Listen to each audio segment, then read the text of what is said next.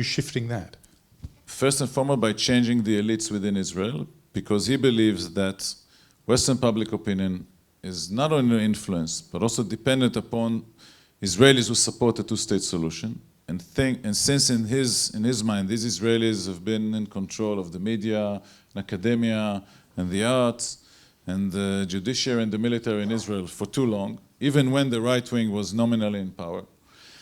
Now he sees, and that's something that he laid out 20 years ago in an interview with our colleague and friend Ari Shavit about changing the elites, changing the academic speech. At that time he failed. He came back to office 7 years ago as kind of a very risk-averse conservative. He built coalitions with the Labour Party and then with Lapid, and Tzipi Livni was here with us in the conference today. Last year he changed that. He built a very right-wing coalition, and for twice in the past year he chose to build an extreme far-right coalition rather than once again joining forces with Labour in a more moderate coalition. Why would he do that? Because, first of all, because he always likes to play the right-wing base, but also because he saw an opportunity to really move forward in his elite replacement project.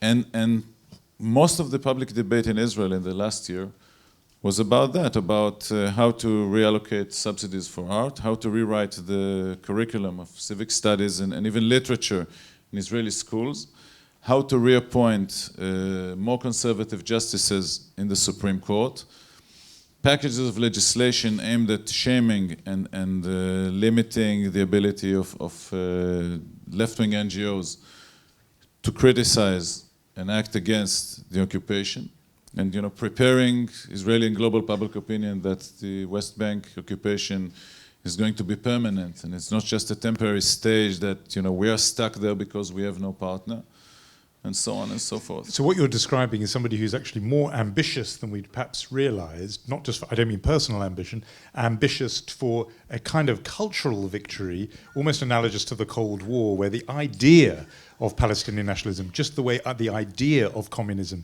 is totally defeated and seen as a passing 20th century phenomenon that has come and then goes. That's the the wider goal. But first we take Tel Aviv. Let's start with creating a more right-wing leaning public discourse within Israel. Cruelly, time is against us, so this may have to be our last question, but besides what you write, and of course you edit the paper in Haaretz, you've written something recently in Foreign Affairs. The very first sentence is very arresting, where you essentially say, Israel is over, or at least the Israel that audiences like this one would be familiar with and have affection for, the secular, liberal, enlightened Israel. Because we're now talking not just about the man Netanyahu, but about the age of Netanyahu. If you looking back, what is it that you think has happened in this period that led you to write that very arresting sentence? Well, the feeling that this domestic change program is well underway, and that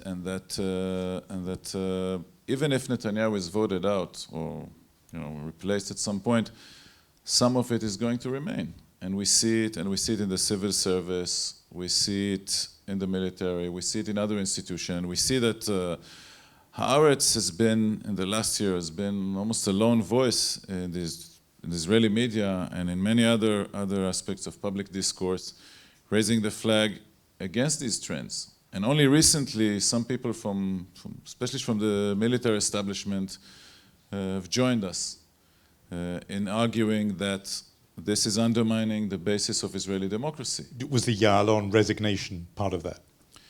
I would call it the Ya'alon ouster. Ouster, yes. Yeah, it was, as we call it in Hebrew, hitputar. He was forced to resign. He was pushed rather than jumping. Yeah, because Ya'alon is a right-winger just like Netanyahu, and I don't think there's any substantial difference in their both analysis and actual positions regarding the Palestinians or the occupation. But where they differ is that Ya'alon still represents that old style of the farmer, warrior, kind of self-declared intellectual that goes all the way back to Ben Gurion. He was the last representative of that ilk in the government.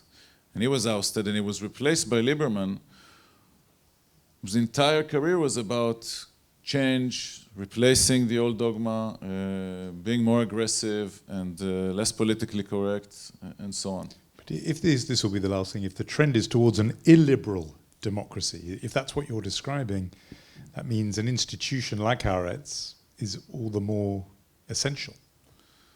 Well, you know, late Prime Minister Rabin, in response to questions like that, used to say, "You said so."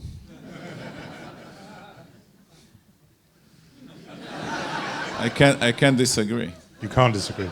All right. Well, we're going to be hoping. I hope we're going to be hearing more from you through the day. We're certainly going to be hearing more from people from Haaretz and some of the politicians and others you've been mentioning. I think for now you're going to want to join me in thanking the editor-in-chief, Aluf Benn.